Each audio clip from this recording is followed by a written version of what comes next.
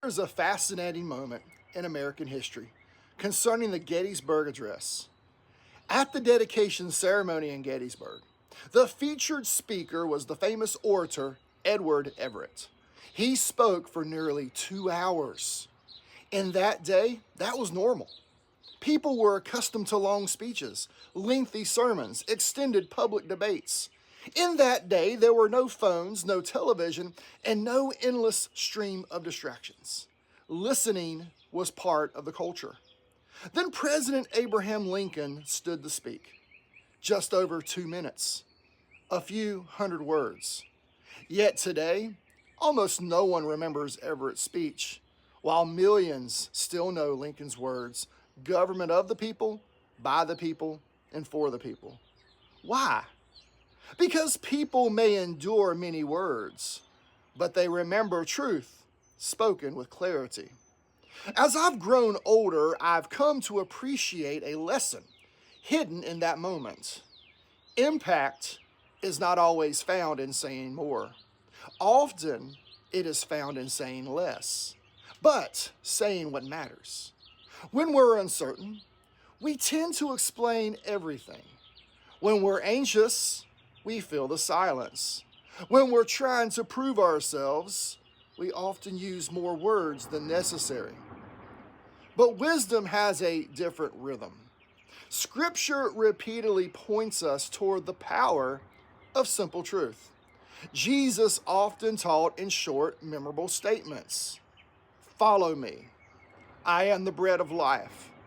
A city set on a hill cannot be hidden. It is finished. Simple words. Yet those words have echoed through centuries because they carried eternal weight. Proverbs 25 verse 11 says, "A word fitly spoken is like apples of gold in settings of silver." Notice the emphasis is not on many words, it is on the right words. Over the years, I've learned that some of the most meaningful moments in life are surprisingly brief. A simple prayer prayed sincerely, a quiet conversation at the right time, a word of encouragement that arrives when someone is struggling. One verse of scripture that God uses to guide a person for decades. The issue has never really been attention span.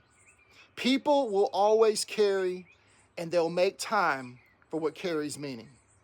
The real question is whether our words carry substance. So perhaps the question for us today is not, how much am I saying, but am I speaking words that carry weight?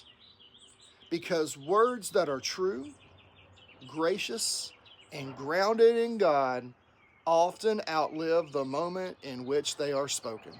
And sometimes, as both Lincoln and Jesus reminds us, less is more. Here's a challenge for today. As you go through this day, pay attention to your words. Before you speak, ask yourself, does this need more words or does it need more truth? Maybe someone around you doesn't need a long lecture. Maybe they need a sincere encouragement. Maybe your family doesn't need another argument.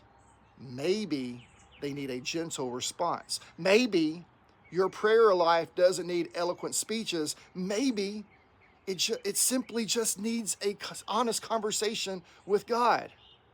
Choose one person today and give them a word that carries weight, a word of encouragement, gratitude, truth, or grace.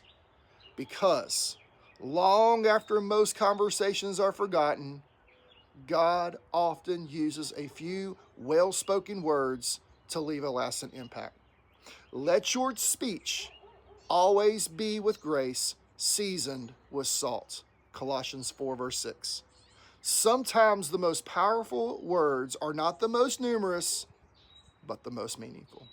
Have a great Thursday.